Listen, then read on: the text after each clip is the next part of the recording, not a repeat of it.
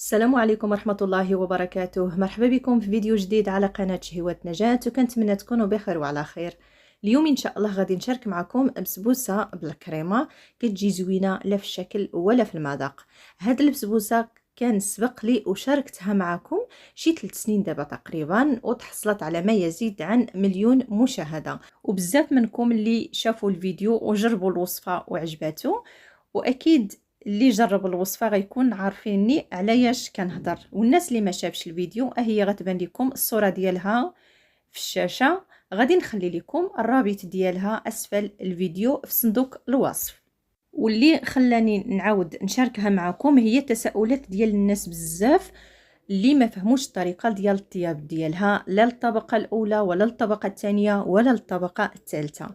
قلت غادي نعاود نشاركها معكم وغادي نوضح فيها بزاف ديال الاشياء، وغادي نشاركها معكم بشكل جديد او بشكل مختلف. وبلا ما نطول عليكم، تبعوا معنا الفيديو من الاول حتى الاخير باش تعرفوا على الطريقه ديال التحضير ديال هاد الوصفه. فرجه ممتعه. اول حاجه غنديرها نوجد السيرو هو الاول. غادي ناخد كاس ديال الماء وكاس الى ربع ديال السكر وقطعه ديال الحامض.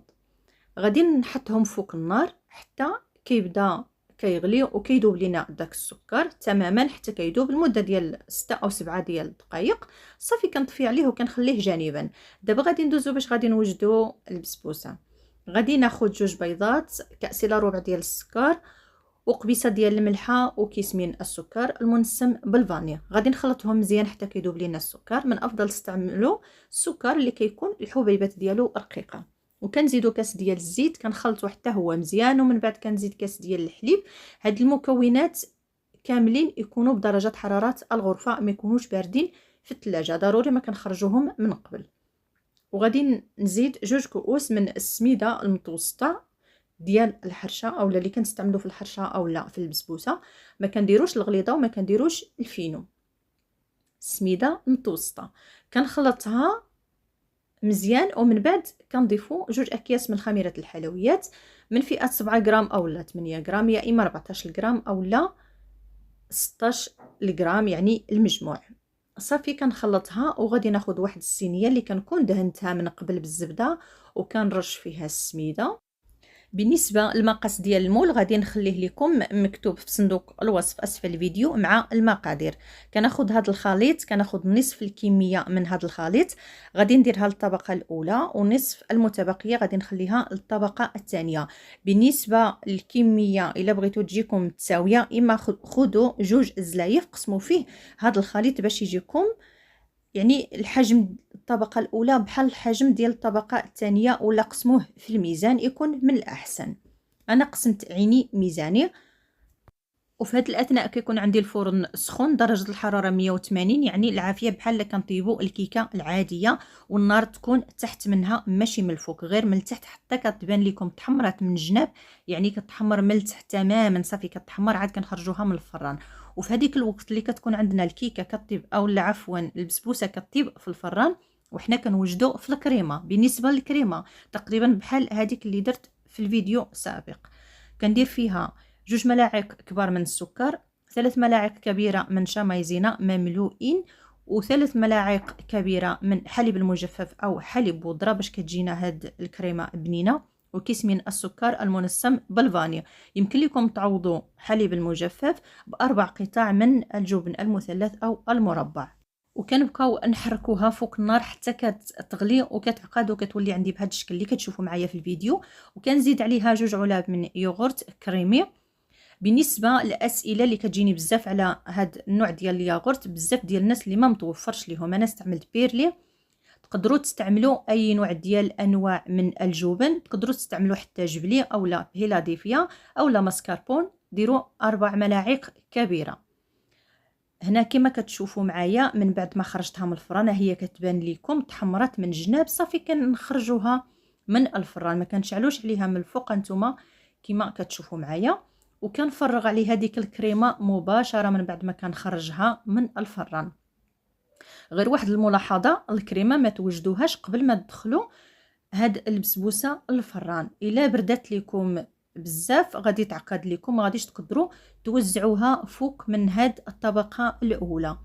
صافي كنوزعها بهذا الشكل بالتساوي. من بعد غادي نردها للفران. دابا النار غادي تكون فوق منها ماشي من التحت صافي، لان الطبقه الاولى تحمرات من التحت، ما غاديش تحتاج منا نشعلوا ليها العافيه من التحت. صافي كندخلها الفران حتى كتبان لينا هذيك الطبقه الفوقانيه كنأكد عليكم النار فوق منها تكون صافي شاده راسها كما شفتوا معايا، وكنخرجها مباشره. كندير فوق منها ديك الكميه المتبقيه من خليط ديال السميده.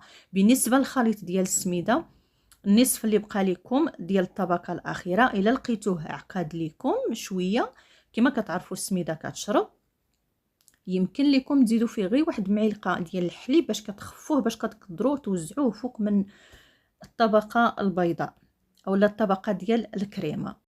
ودابا غادي نردها للفران والنار تكون فوق منها ماشي تحت منها، غير من الفوق صافي حتى كتبان لينا الطبقه الفوقانيه تحمرات. صافي كنخرجوها من الفران. يعني في الاول الطبقه الاولى كنشعلوا عليها من التحت، الطبقه الثانيه ديال الكريمه غير من النار تكون غير من الفوق، والطبقه الثالثه النار تكون غير من الفوق. ومن بعد ما كتحمر وكنخرجها من الفران كنسقيها مباشره. هنايا عندي البسبوسه سخونه والسيرو بارد، ولا ديروا العكس. صافي من بعد ما درت فوق منها داك السيرو غادي نخليها تاخذ درجه حراره المطبخ، ومن بعد غادي ندخلها للثلاجه تبرد واحد المده لا يقل عن 4 ساعات.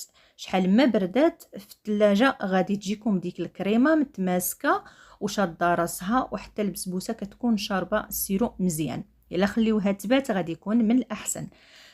واحد السؤال جاني في واحد التعليق، واحد الاخت قالت لك انا جربتها والكريمه جاتني سايحه.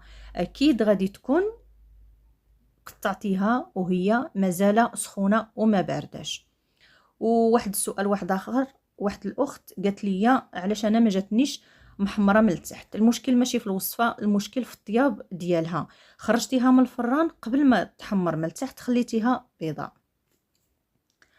ومن بعد ما كنقطعها كما لاحظتوا معايا انا خديت لونغيت هي باش عبرت باش يجيني الشكل ديالهم متساوي والحجم ديالهم بحال ما يجينيش شي كبير وشي صغير. هنايا القطعه خرجت ليا 12 ديال القطع. هنايا كما لاحظتوا خديت الكريمه ديال البيستاج اي الفستق كتباع بالعبر كما وريت لكم في الفيديو. تقدروا تاخذوها بالعبر ولا يمكن لكم تاخذوا غير الشوكولات اللي باللون الابيض وتلونوها باللون ديال البيستاج الملون ديال البيستاج، ولكن يكون خاص بالشوكولات ماشي ديال الحلويات. ولا يمكن لكم ديروا هاد الخطوط غير بالشوكولات الاسود او ابيض، لكن ضروري ما كتزيدوا معها شويه ديال الحليب باش كتخفف لكم، باش مني تهزوا هاد القطع ديال البسبوسه ما تهرجش لكم.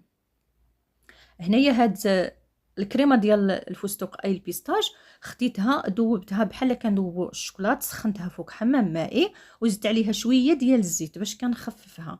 صافي درت ليها الخطوط عشوائيين بهذا الشكل اللي شفتوا معايا. صافي كنحيدها وكنديرها فوق من لونغيت مباشره. هانتوما كيفاش كتجينا، كيجيونا طبقات متماسكين ما كتجيش سايحه. غير انا زربت عليها على قبل التصوير، لكن نتوما يمكن لكم تخليوها 6 ديال السوايع ولا تخليوها تبات الليله كامله غادي يكون من الاحسن. واخا كتبان لكم بارده من الفوق كتقيسوها من الفوق كتلقاوها بارده، لكن الطبقه ديال الكريمه هي كتكون سخونه، لان هاد الكريمه هذه كتشد السخونيه. من افضل تخليوها تاخذ الوقت ديالها في الثلاجه حتى كتبرد مزيان عاد كتقطعوها. هانتوما كيفاش كتجينا رطبه وخفيفه، والشكل ديالها كيجي زوين بزاف، كيجي الشكل ديالها راقي. وكنتمنى نكون جاوبت على جميع الاسئله وما نسيت حتى شي سؤال. وكنشكركم على المتابعه ديالكم والتشجيع ديالكم الى فيديو جديد ووصفه جديده ان شاء الله.